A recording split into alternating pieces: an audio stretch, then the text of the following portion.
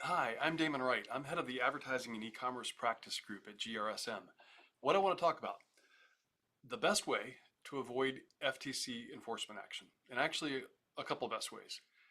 So let's step back and think about sports, professional athletes.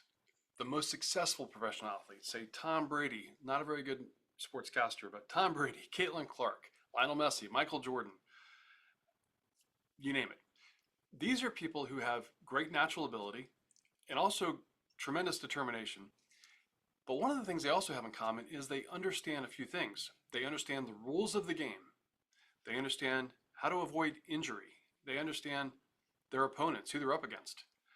If they didn't understand those things, they would be offsides, or they'd get a red card, or they'd end up in the penalty box, and they wouldn't have the success that they've achieved.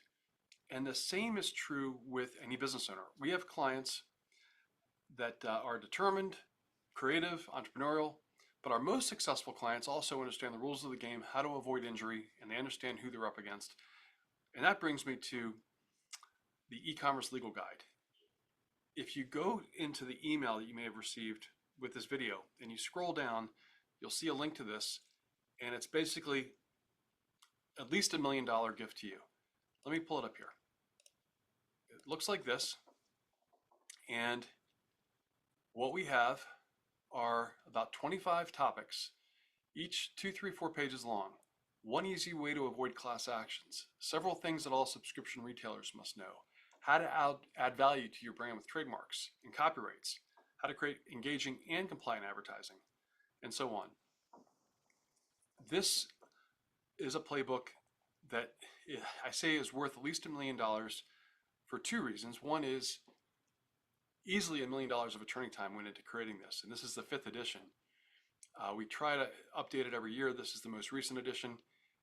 Not a week goes by that there's not a development in the law that affects our clients, and this guide, this playbook, does a good job of staying on top of all that. And it's written in a very conversational way. Each section starts off with a short story, kind of a day in the life of a business owner and some issue that's come up or they've heard about. So it's worth $1 million based on the attorney time, the hundreds of hours that went into creating this. And it's also, I think, worth over $1 million because it can save you or help to make you millions of dollars. And so I strongly encourage folks to read this. People have said, why are you not charging for this?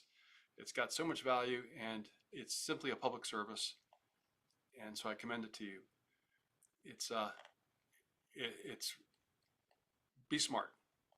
If you want to make the Hall of Fame in your professional career and build your business on a strong foundation, this is going to help you on that path.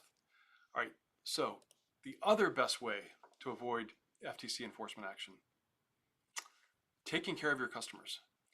You've got to do that. The FTC has a database called Sentinel, and there they have a collection of all consumer complaints that have been received by the Better Business Bureau, by Trustpilot, by state attorneys general, or directly to the FTC.